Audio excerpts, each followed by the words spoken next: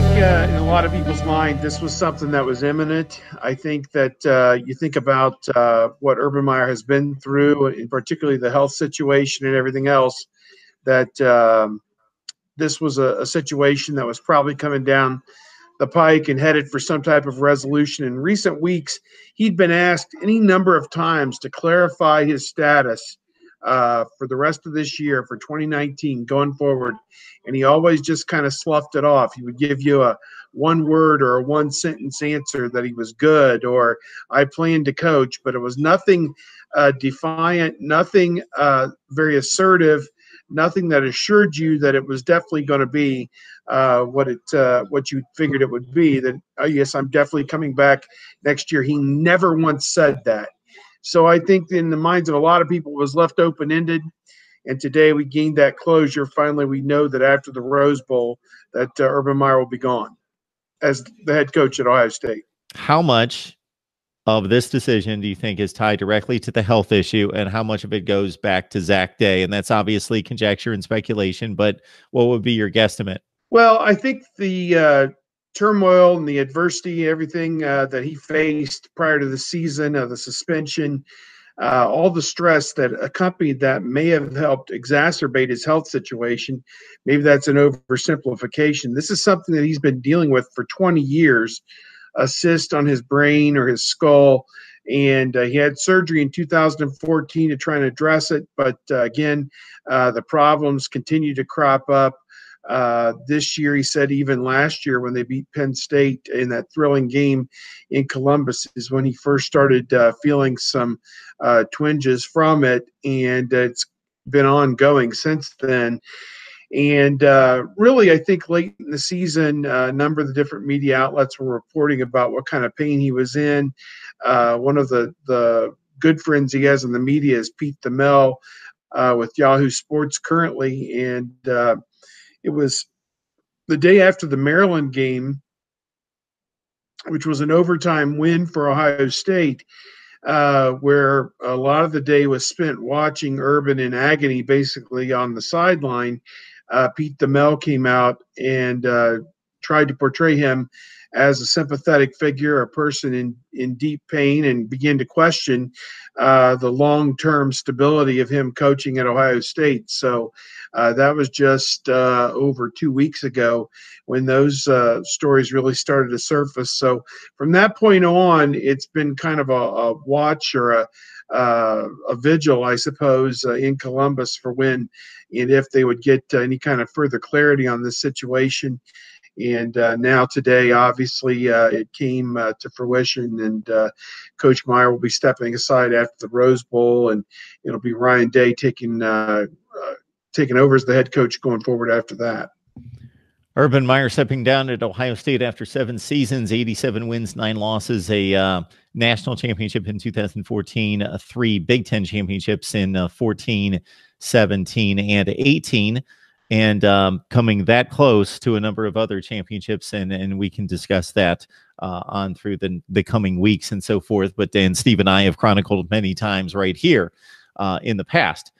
Steve, for a guy that is this into his profession, and anybody who coaches major college football is really into the profession. Otherwise, why do you, despite the money, in addition to that, put up with the ridiculous amount of hours and the grind that it is to be a football coach at this level? But even well beyond that, to attain what he has, to achieve what he has, obviously he's been at some point obsessed with it, maybe tempered during his Ohio State stay, but still, this is his life. So I would think that this physical issue, and then whatever the speculation is about the Zach Day situation or the Zach Smith situation and how that plays into it, that this has to be an excruciatingly difficult decision for him to make, even if it's a black and white decision that the health issue is this, you need to step down, that this is what he does. This guy is gunning. This is his dream job, and he has it, and he has this thing rolling, and he has to step off the train. Yeah, it's kind of a sad day in that respect. And it was an interesting press conference today because you had Urban Meyer announcing his retirement, Gene Smith basically talking about how that all came about, and also introducing Ryan Day as the replacement going forward. And it was over 20 minutes in, I think, before Ryan Day was even asked a question, because a lot of the focus, this is what happens when you're having this kind of a seamless transition from a legend to another coach, and the winningest coach in the modern era of college football, to be quite honest. So he's earned every bit of the accolades that he's getting as a part of this. And, you know, it is a sad day, I think, for him and for his family that he is stepping away. But the bigger issue is his health. And I think he joked at the beginning of his remarks that it was the second birthday of his grandson, Troy, and that his daughter is also expecting another child after that. So he's got so much more life to live and so many more things to enjoy. And you just look at it and you say, there's more to life than just your job or coaching or whatever it may be. And it's important, I think, going forward, that he lives a healthy and happy life and is able to get the treatment he needs. I would never rule out the idea that he's not going to coach again. I think it's entirely possible, and I wouldn't begrudge him that. And I think if that's what he wants to do someday, that's fine. I think from Ohio State's perspective, they did not want to go through a period of limbo, and I had suggested a leave of absence, and for whatever reason, that didn't seem to be what anybody at Ohio State was looking for. So, or perhaps it wasn't doable. I don't know. Perhaps his condition is to such a state that he's going to need to take a full year off or whatever it may be. And I think they did not want to lose Ryan Day and the prospect of him taking over as the head coach going forward. Some people are like, how do you just elevate an assistant coach who has very little head coaching experience, only the 3 games? Then Urban Meyer was suspended earlier this season. I don't look at it so much as that. I think you've got situations out there. Lincoln Riley is now 2 years in at Oklahoma, elevated from an assistant position, has 2 Big 12 championships, and put the Sooners in the playoff this year. So I don't know. I don't worry so much about that type of thing. I think that for fans of Ohio State, they are just hopeful that Urban Meyer can go on and lead the kind of life and be happy that lead that kind of life that he wants to lead going forward. Absolutely. So the quality of life, so much more important than the wins and losses on the football field. And so if he's able to lead a productive life, hopefully healthy life, and channel the energy into maybe some other projects and charity work, the athletic program, he talked about that. And obviously, most importantly, the relationships in his life and the family and the extended family. There's always a question when somebody is this successful and this ingrained in a competitive just fishbowl that this is, as either an athlete, which of course we know that the end of their tenure is pretty brief because of the physical portion of it. But for a coach, that usually extends past the age of 54. If he's going to have issues channeling that competitive fire into something else and being able to exercise that. Yeah, no question about it. You know, it is rare to see somebody that holds a job at this level of that type of a school for such a long period of time. You know, 7 years. I'm sure he could have coached another 4 or 5 years had he been healthy, no question about it. I don't know that he was going to go another 10 years or that he needed to go another 10 years, but I think he would have liked to have brought home another national championship at Ohio State. That's obviously not going to be the case. They're going to play in the Rose Bowl against Washington, which will be his last game, at least as the Ohio State coach. And then from there, I guess we'll see what direction his treatment and his health takes him. I think that Ohio State fans are understanding, I guess, of the situation. I think from a stability standpoint, now was the time to make this transition. This was about as smooth and seamless a transition, I think, as you're ever going to see. and a college football program. And, perhaps now's the time for Ryan Day to pick up the ball and run with it. But, again, Urban Meyer has been nothing short of sensational in his entire time as a head coach. Bowling Green, Utah, Florida, Ohio State, and, done nothing but the best. And 3 national championships. He and Nick Saban, the only 2 coaches in history to win the championship at 2 different schools. And that says a lot right there in and of itself.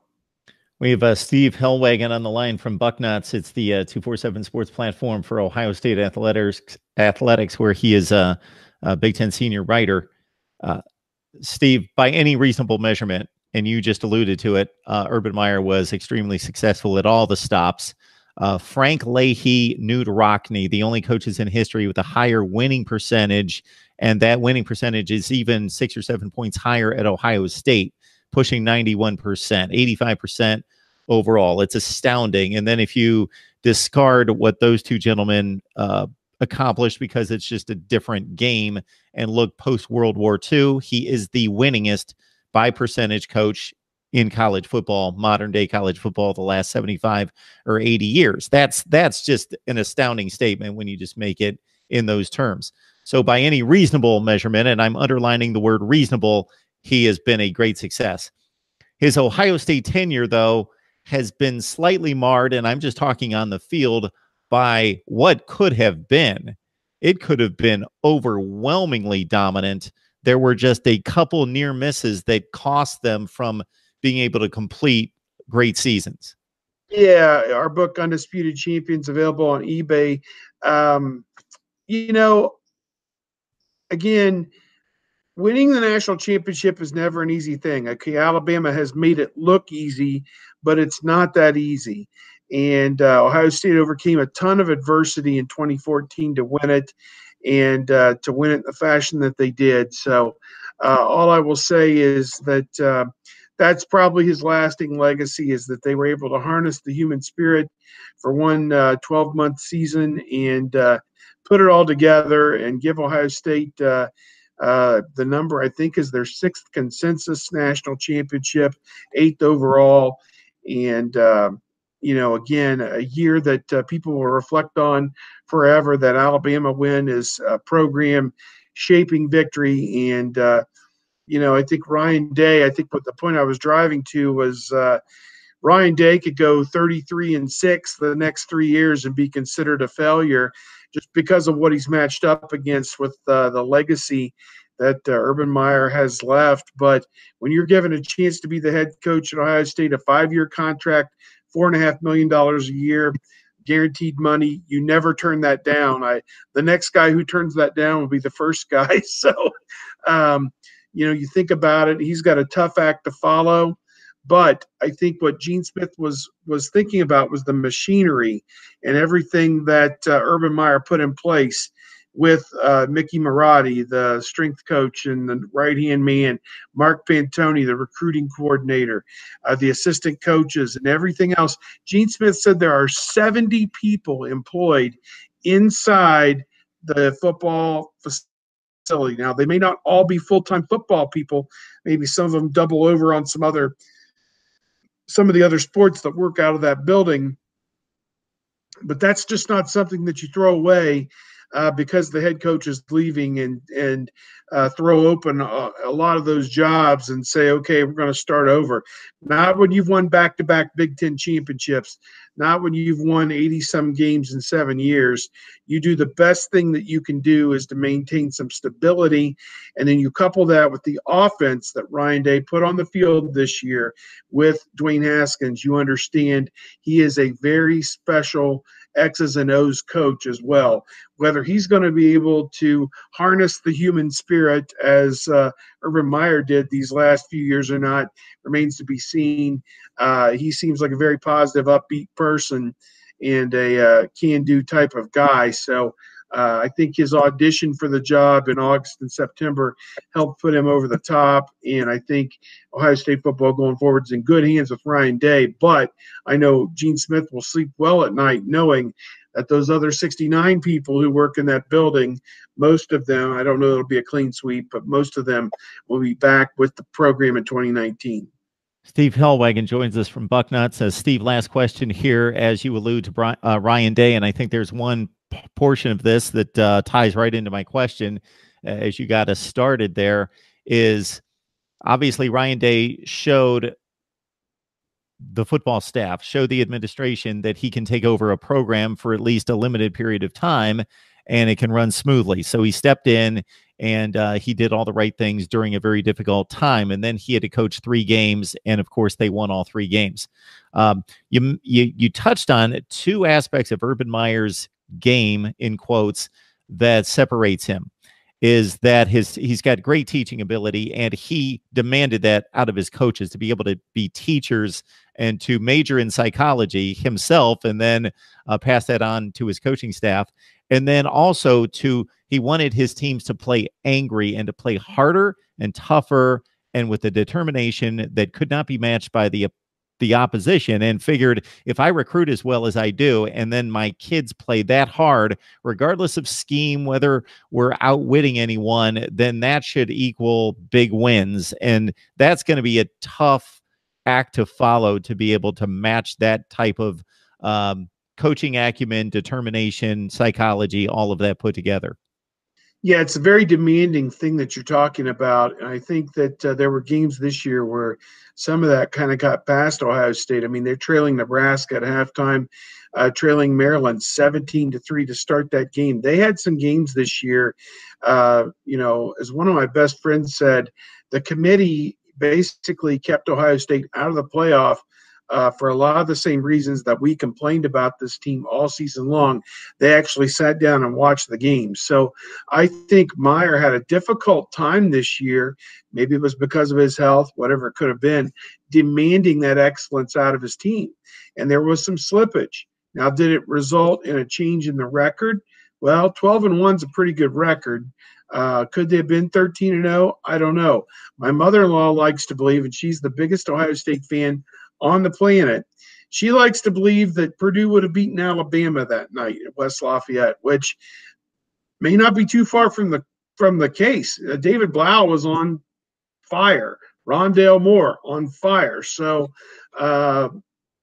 whatever it may be, Ohio State's got some issues that they've got to shore up. And I think what Ryan Day said today is when they get done with the bowl game, they will come back to Columbus and they will make assessments on areas that need improvement, whether it's through a coaching change with a particular discipline, whatever it may be. They're going to assess the program top to bottom and side to side once the Rose Bowl is done. And I would not rule out 1 or 2 assistant coaching changes. They're going to have to hire an assistant coach to replace Ryan Day, presumably as the quarterback's coach, although he's going to continue to call plays. He's going to continue to coach the quarterbacks in some fashion or regard. So how that goes remains to be seen. But you have a very good point. Being the head coach in name is one thing, but being the head coach that demands that type of performance, demands that type of effort out of his team and gets it on a consistent basis, that is a special guy. Nick Saban can do it. Dabo Swinney can do it. There's different people across the country who have done it in some limited instances here and there. We've had some one-hit wonder national champions, in recent years, Auburn, different places that, Fisher at Florida State that have had one just amazing magical year. But to have this type of excellence over a 7-year period, and really back to his Florida days, I guess it'd be a 13-year period, 6 there and 7 at Ohio State, is almost uncanny. So he's got a tough act to follow, no question about it. He's learned a lot of great lessons working with Chip Kelly, working with Urban Meyer. So I think that Ryan Day is a guy that Ohio State fans can believe in. And I think next year's going to be a tremendous challenge for him. Again, I have to go on the road to Michigan. Going to be just an interesting season, no doubt. Yeah, I think some people out there shortchange the consistency of winning. It's astounding when you really let the numbers sink in, of the 0 and 1 and 2 loss seasons over and over and over and over, which for Ohio State actually even go back to the latter portion of the Jim Tressel age, in which you well know, if you take out the Luke Fickell year, that you go back to 2005, and the Big Ten record for Ohio State every year has either been 0 or 1 loss in the Big Ten Yeah, since '05. they've been a machine. There's no question about it. Meyer, his 7 teams all won division championships. They were ineligible for the conference championship his first year, but the league said you can still call yourself the division champion because you were undefeated, which was a nice thing. Um, I don't know. It is a very difficult act to follow. Ohio State fans, this is when Ohio State needs you the most, I guess, is what I think going forward in 2019. Anybody can be a fan when things are going great. It's when there's been a transition, there's been a change, there's been a changing of the guard in this instance, and you just wonder that this is when Ryan Day and the coaches he has on his staff and the players. I mean, I looked at the two deep today, Mark, and Haskins is kind of on the fence. I think Draymond Jones is gone. I think Michael Jordan, the offensive lineman, is probably gone. There may be one or two others who would contemplate it. Haskins is probably in that group. I think all things equal, he would have come back. But in the last 3 games, he's thrown for 1,300 yards and accounted for 17 touchdowns in 3 games. 17 almost 6 touchdowns a game he's accounted for in the last 3 games, running and throwing, and thrown for 1,300 yards, 433-yard average per game the last 3 games, Maryland, Michigan, and Northwestern. And so he's got a very difficult decision on his hands. He's in New York City this weekend for the Heisman Trophy ceremony. I envision it'll be Kyler Murray or Tua Tagovailoa winning the Heisman, and Dwayne probably finishing third, but his numbers were every bit as good as anybody else's. And then get through the finals week next week and begin preparation to play Washington, the last game in the Rose Bowl. And Dwayne has said when he gets back from the Rose Bowl, he will sit down with Ryan Day, possibly Urban Meyer and whoever else, and try and chart out what his future plans are. His family very much believes in education. He'd have a chance to come back and get his degree. But when you're one of the top 10 picks in the NFL draft, which Kuiper and some of them are starting to think he could be, it's kind of hard to turn down that situation to set your whole family up for life. So going to be interesting. He loves college football. He loves play. I know Maryland, a New Jersey guy who went to high school in Maryland, loves Ohio State, and is finding it hard to extricate himself from Ohio State. But it is what it is, and I think whether he's back or not, Ohio State will still be in the thick of this thing a year from now. Absolutely, and it's not, and I paid for it dearly, right, by Ohio State fans that thought I wasn't a true fan, but to me, I saw the writing on the wall, and it's difficult, and I want Urban to be able to be healthy and happy, and I want for him to stay. But there were a few really key indicators.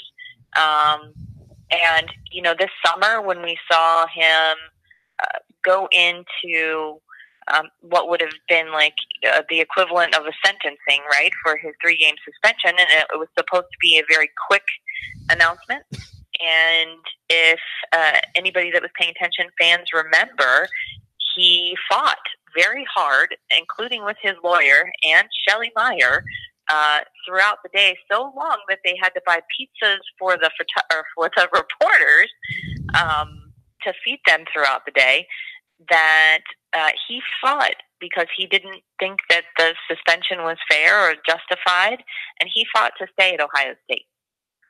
So for me, I don't think that we can aggregate it out and say, yes, it's this percentage of what happened off the field this summer, or back in 2005 or 2009 or 2012. I don't think we can point to that and say, yes, this is the reason Urban is leaving. And I think Florida fans have been, tenting their fingers, thinking, oh yeah, right, we've been there. He said he left for health reasons. And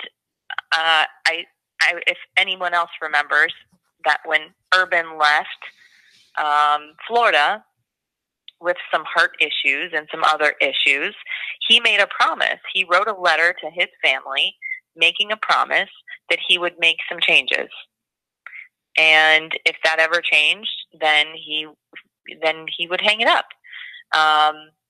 And it made him a better coach. He was able to then go on and delegate more and give more power away. And by doing that, he hired better assistants. And by doing that, it made for a better staff, a better team, a better program, and more balance. If any college football coach can have balance with work and life, it created better balance. And I think at this point, it is just seems to have caught up with him. Yeah, so based on comments that he would make on a regular basis from week to week in the news conferences, not this particular season, but over the course of his stay at Ohio State, I certainly saw a difference between the way he talked about games. He still had a strong competitive fire and spirit and passion for winning. You can't succeed at a place like Ohio State and only lose 9 games in 7 years, and for that not to be the case. But I think he definitely displayed that he was taking that contract seriously, and he was fulfilling it. And that was asked of him, especially when the health issues came up over the past couple of months, and he responded in turn that I've been held to this. I'm eating my square meals each day. I'm getting at least sufficient rest for, again, let's frame it in the context of a big time college football coach's daily grind. Right. And I'm hitting the treadmill when they're forcing me to each day. And I'm doing all those things. So, and it seemed as though there were times in which he was hit hard by these losses, but he seemed to embrace these teams and just maybe he knew that, there's not going to be 20 more of these. There might be 1, there might be 3, there might be 5, but maybe that's the extent of it. Therefore, I'm going to enjoy these kids. I'm going to enjoy their effort in watching them develop as players and as men. And we're going to reach for perfection, and that's the goal. But if we don't get it, we're going to still enjoy and embrace each victory and embrace a championship. And we're not going to let anyone tell us you only won the Big Ten championship, you didn't get to the playoff, and let that define us. We're going to embrace the success and enjoy it more so than the Florida stop.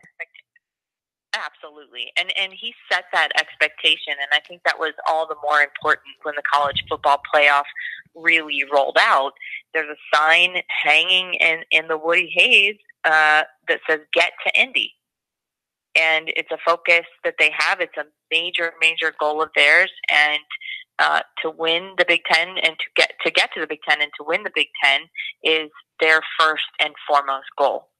And he's been successful in that throughout his career. And anything past that is unfortunately up to a committee. And, with the loss at Purdue, it has set them outside of the boundaries of what the committee deems appropriate to put them in the playoff. And they have to go then.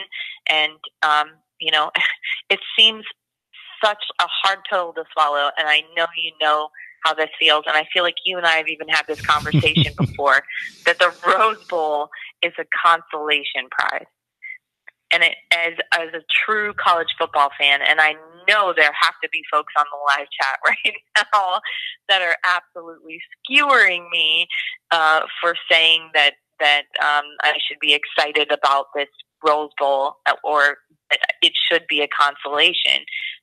But true, as a pure college football fan and someone who's loved college football my entire life, and I love college football history, the Rose Bowl is the mecca. and it's difficult for me not to be excited about it. So that was well stated. Thank you. If you grew up, as I did, in the Midwest in particular, and I'm not going to speak for those people on the West Coast, because I think they're not individually, but as a whole, the football does not mean nearly as much to them as it does to the folks in the Midwest. Couple that with the state of the weather on January 1st, typically in the Midwest, versus what you find in LA and the rest of the West Coast, most of the West Coast, that there was just something magical about a dreary, dark, when kickoff would roll around 5:15, 5:30, and it's already dark and gloomy, and it's probably 18 degrees outside in the Midwest, but you could turn that television on and see the San Gabriels over the backstretch of the stadium and see that beautiful Rose Bowl field and see the scarlet and gray on the field versus USC or whomever the team was. And yes, that was, for us growing up, that was the ultimate goal, was to win the Big Ten championship. And you knew you punched your ticket to the Rose Bowl, and that was the ultimate. And of course, winning a national championship, that was sometimes part of it back then. And I know that we're living in a different time, but at times it was, the AP had a national championship, and at times the way to get there was through the Rose Bowl. So again, and I think it's just part of it is nostalgia, and I hope that the players will kind of run through some of that and understand how important this is for them. And I can imagine it's difficult as a senior or as someone that's thinking about moving on to the next level, to the NFL, to gamble that, to play in one more game, to say, what does this mean to me? What does this mean to my future? I'm sure that's a very difficult decision, and we've seen players more and more opt out of those bowl games, and typically it's not very popular with the fan bases to do so. Me personally, I think if I had the chance to play another college football game with my brothers, I would.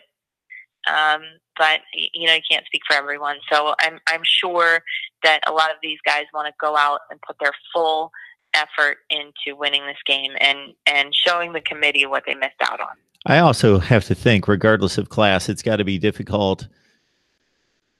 It's one thing to miss out on the playoffs or the postseason in whatever sport it is, but that is a tangible formula. So regardless of the outcome, you know that you miss the playoffs if you're in pick the sport because of the result on the field, even if you feel as though you were good enough to get there. In this situation, those 13 people said that we weren't as good as that other team, even though our record's just as good and we won a conference championship. And why do they leave us out? That has to be difficult to bounce back from and then say, okay, what does this game mean to me? I'm from Florida. I'm from wherever, or I'm from Ohio. What does this game mean to me? And there's a de-emphasis on this game as opposed to what it was 10 years ago or 20 years ago. And I think that's a sad state of affairs because there's such a hyper focus on the playoffs, but they are the playoffs and they will determine the national champion. That there's just this chasm between number 4 and number 5 that the rest of the games lose significance and have in this playoff. Yeah, like you said, it's got to be difficult, but knowing the caliber of players that they bring into these major programs and knowing the caliber of players specifically at Ohio State, that they are competitive, they do have pride, they do have a sense of community and brotherhood through this program. And Urban Meyer has really mentioned several times about how much love is going on in this team for each other. You got to think that if your brother is a senior, you want to send him out the best way possible. Or if you want to make an impact for those looking at you at the NFL, this is your chance to shine. When it doesn't matter as much, you have as much to prove right now as you do when everything is on the line. And Urban Meyer's postseason record, both in championship settings and also just major bowl games, is astounding. It's remarkable. It's one of the best in college football history. And the two most recent examples of that in a non-championship situation was going to the Fiesta Bowl in 2015 and routing Notre Dame, and then winning by 17 points in the Cotton Bowl against USC. So whatever, I was talking to Steve Hellwagon just prior to you jumping on the line, and we talked about the guy's a psychology major, and that's been one of the major keys to him being this successful, is he knows how to motivate a team regardless of the circumstance or situation. So he obviously knows how to utilize that 6 weeks to get a team prepared both physically and mentally for what he calls the mission. And you have to believe that the players care so deeply for Urban that they would send him out Chris Spielman style for Earl Bruce. Yep. That has to be somewhat of a motivation as well, to throw it back, way back. And you know, I was asked the question today by Rachel Baribeau. She said, do you think, how would you define Urban's legacy? She said, my word is complicated. And I think that right now is a fair assessment. And I said, you know, we revere coaches like Earl Bruce and Woody Hayes at Ohio State. Woody Hayes is the most revered coach in Ohio State history right now. He's famous for striking a player in the face during a football game. And everyone's legacy ends up just being a balance sheet in the end. And the more time that goes on, the more people come forward and want to say what a positive impact he had on their lives. Darren Lee posted something today on Twitter that nearly brought me to tears. And it was just a moment between he and Urban about how proud Urban was of Darren Lee and who he became exactly who he thought he could be. And if you just kind of aggregate all the lives that he's touched and then all the lives that those young men went on to go touch, you have to believe that in the end it's going to be a positive legacy. Claire, this is why I bring you on here. I'll run down the stats and the championship games and the near misses, and I'll put all that into context. I hope as well as just about anyone, but you bring the human aspect to the table much better than I can most of the time. So Ryan Day obviously had his audition for 3 games. And in addition to the 3 games, obviously throughout training camp, once it was announced that Urban would need to be removed from the program for 3 weeks or so. So it's a good situation in which you're bringing in a coach that you know fits the situation, both as a play caller and offensive coordinator, but also as a interim head coach, at least, being very successful during that short stint, even though Urban was right there with his hand in the mix, I'm sure. So what else gives you confidence that Ryan Day is going to be successful at Ohio State? Sure. Well, Ryan Day has a really interesting resume. He has really great connections through the NFL with San Francisco and Philadelphia, and he's got some great quarterbacks on his resume. We've seen Dwayne Haskins break 27 records while at Ohio State under Ryan Day's tutelage. And obviously, Dwayne Haskins is a very special player. We can't deny him that. But Ryan Day does a fantastic job with development. And Urban Meyer mentioned that he is an amazing recruiter, and he's only going to be able to have more time to do that now that some of the offensive play calling will be most likely off of his plate. So I'm most excited about him being a great recruiter. I'm most excited about hearing things like the players really like him, that he's good with the guys in the program, that he fits the program. And I'm very sure that I'm not the first person to do it today, or I won't be the last, to liken it to a Lincoln Riley, Bob Stoops situation. And it's working out well for Lincoln Riley. And I think it's going to be similar with Ryan Day. I was really impressed with what he was able to accomplish in those 3 games and how seamless it was and how humble he was. and how willing he is to learn. So there's always going to be a transition period, but I'm excited about his potential. I normally am one that's a little bit skeptical, but I think that, Urban mentioned today during the press conference that he would have had a much harder time stepping aside and retiring if he thought that Ohio State was in a bad place, or if he thought that he was not leaving Ohio State in good hands. And I think he truly believes in Ryan Day and his ability to lead this team on to success.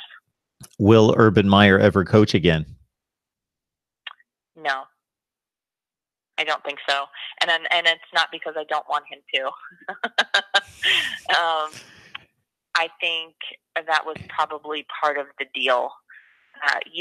We watched Shelley Meyer become very emotional after the Michigan win, and you watched him find her, up from ramp, and the rest of his family, and she was more emotional than I've ever seen her after a football game.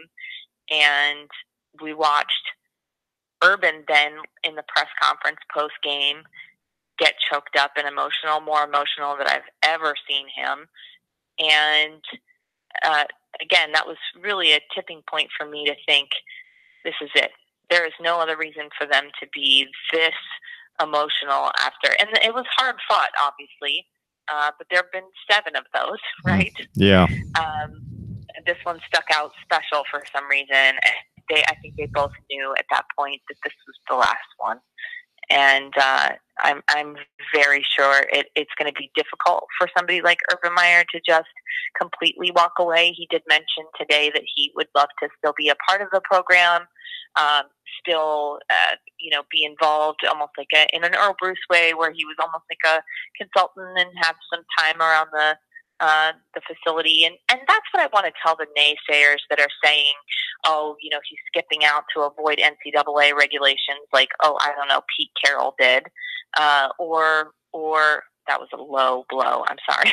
That was nasty. That's what happened. It's what happened. Yeah. People who are saying, it's because of this, and there's more that's going to happen with Zach Smith. And I think Zach Smith is going to continue to have to fight the battle that he's fighting, but I don't think Urban would even bring any more potential harm to a program if he thought or knew NCAA regulations and sanctions were coming, and then stick close to the program. I just don't see that. Just the fact that he wants to stay in Columbus. It's not, as much as I love my hometown, Ohio State is one of the greatest things about it, and that just falls pretty short after that.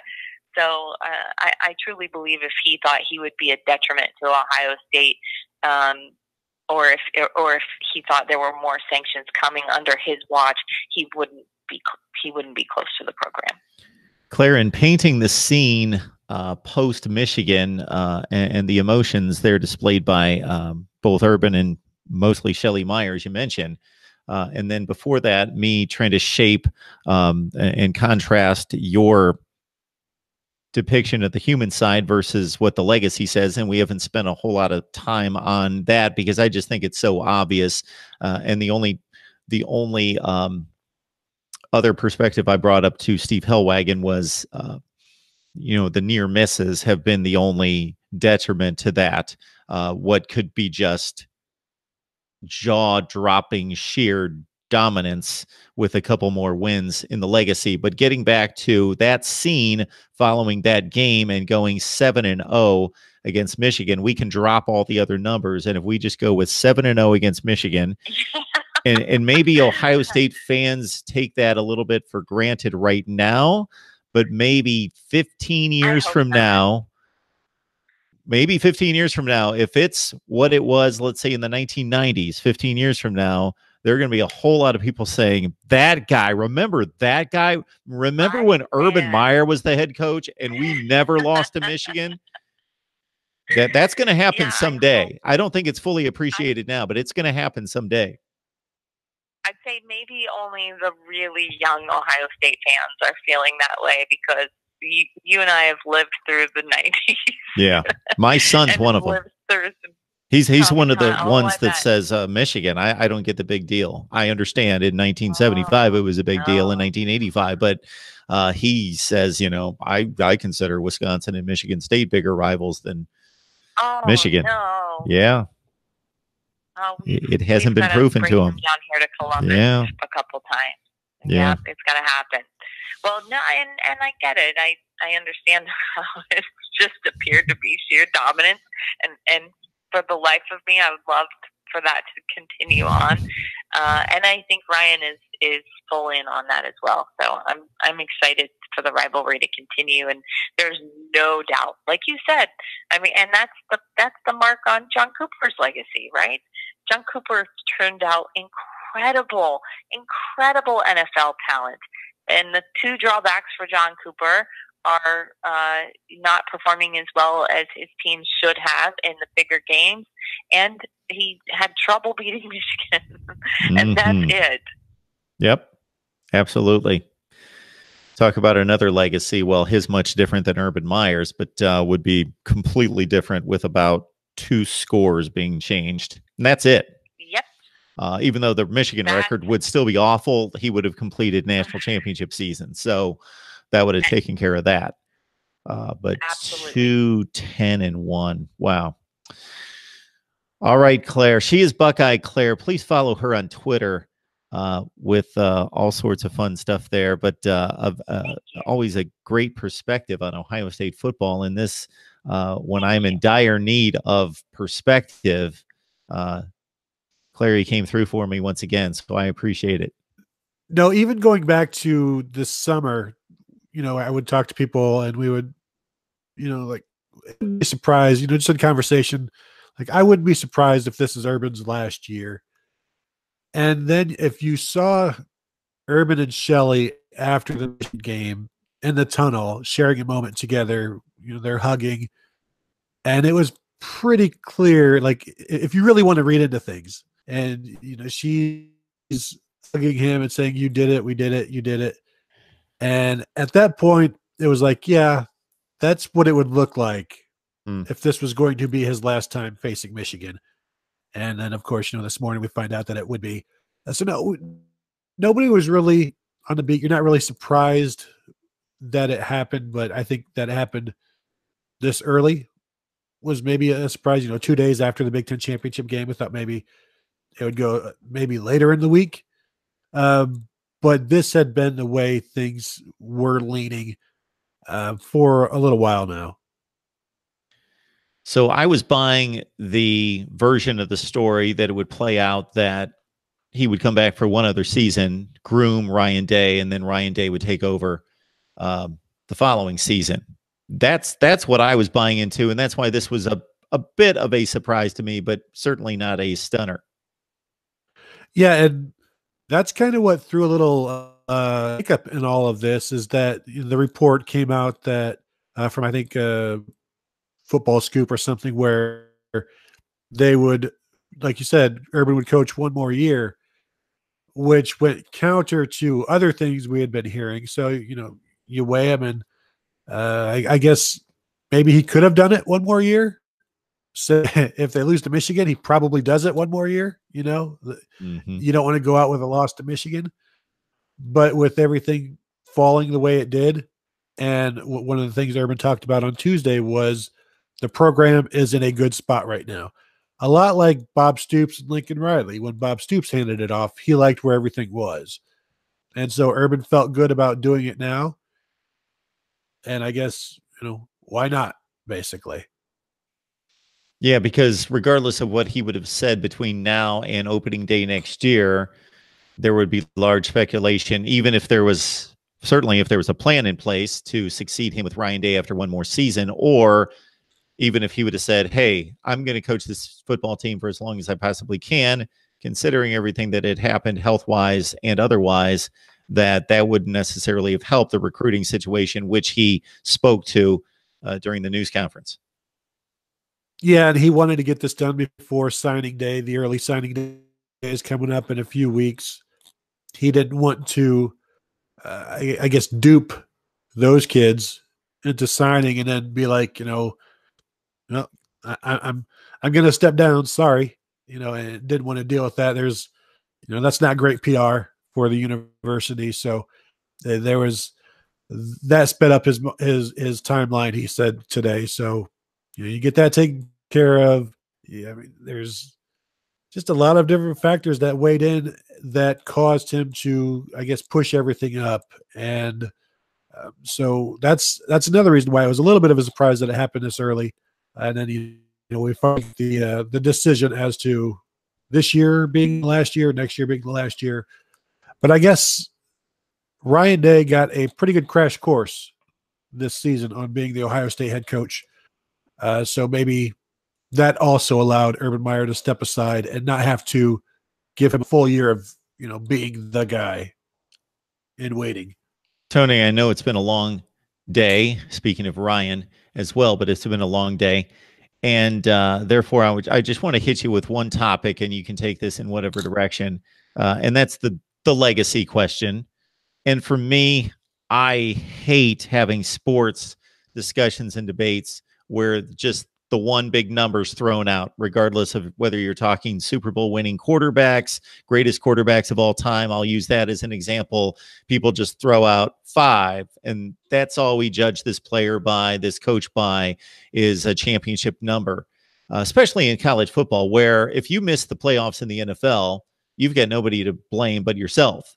If you miss the playoffs in college football, as Urban Meyer and Ohio State has the last 2 years and in 2015, yes, you can blame yourself, because if you're perfect, you're going to make it. But we know that I think the numbers 15 out of the 20 that have made it have not been perfect. Therefore, you're leaving it up to a committee, and the committee has not been kind to Ohio State the last 2 years. And with that glossy record and the one national championship, man, I just look at that 7-year run and I just feel, wow, what could have been? Yeah, even starting with 2012, when if Gene Smith had not allowed his team to go to the bowl game in 2011, Ohio State is playing Notre Dame in 2012 for a national title. And imagine Urban Meyer's first year at Ohio State, they go 12-0 or 13-0, win a national title. You'd have the Big Ten championship game in there as well, but they would have felt pretty good about that one. And, he didn't lose his first Big Ten conference regular season game until his 4th year at Ohio State. And the 2015 season was his first regular season Big Ten loss. I mean, that's some Bobby Bowden ACC Florida State stuff right there, when they dominated for years and years and years. We talked about his legacy on my podcast tonight. And the one thing that I didn't even mention that is probably his legacy, other than like the 7-0 against Michigan and a national title, is what he did for the Big Ten. He raised the entire Big Ten up, not to necessarily Ohio State's level, but everybody else had to raise their level. And they had to start spending their money, Northwestern with their facilities and all of these different programs bettering themselves because of a standard that he brought in. And you think back to when Jim Tressel was at Ohio State and Mark D'Antonio was at Michigan State, and there was, we're doing enough. The thought was, we're doing enough as we are, and however it ends up at the end of the season is fine. Urban Meyer comes in and he's like, his immediate target is Alabama. That's what he's looking at. And so he raises Ohio State standards. Other teams' programs raise their standards. Michigan State makes the playoffs in 2015. And all of these different programs are better off for having Urban Meyer in the Big Ten. And they may not recognize that. They may not want to admit it. But look at the level of coaches in the league now compared to when he was here or before he arrived. And, now coaches, every schools are paying their coaches. Jeff Brom, Purdue keeps Jeff Brom. Scott Frost goes to Nebraska. He's going to be a lifer there, you would think. So all of these different guys, these different coaches that have been brought in And really, before Urban Meyer arrived, that was one of the downfalls of the Big Ten, was the lack of coaches. That was what separated the SEC from everybody else. Is they had the coaches, they paid for them, they paid for the programs. Urban Meyer comes in, and obviously the Big Ten Network was a huge, part of that as well. But he caused everybody to raise their standard, and you're seeing the benefits of that. You saw it last year. You see it. You see it every year where, maybe the records may not always show it, but the programs are being built up, and the facilities, and now these schools can go and recruit national or where they haven't before because they have more stuff to show off. They're on national TV every week. Every Big Ten game since, practically 2007, for over a decade now, is on national TV. So there is a lot to sell now, and they weren't selling it as hard before Urban Meyer arrived. It's a great point about his influence beyond Columbus, and the influence there was pretty considerable with the Big Ten championships in 2014, 17, and 18, and of course near misses, and you could award them the 2012 in all practicality as a 4-4 conference team in Wisconsin went on and won the Big Ten championship as Ohio State at 8-0 sat home, as Tony alluded to, and that could have been a championship game that would have actually pitted them against not Alabama, against Notre Dame, who was 12-0 that season. That would have been interesting and could have completely changed the ledger on a few different, two particular coaching legacies that would have evened things out a little bit more. Interesting stuff. Yeah, to rewrite history is always a fun and frustrating thing, depending on your perspective. It's more of a summer thing than a December 4th thing right now. Yeah, we've got 40 bowl games to talk about here for the next several weeks in the playoffs, which people can't get enough of. So, Tony Gerdeman from the Ozone. It's always a great discussion, Tony. And again, I know you've had a long day, so I appreciate you jumping on to give us a different perspective on this one, and always a good one.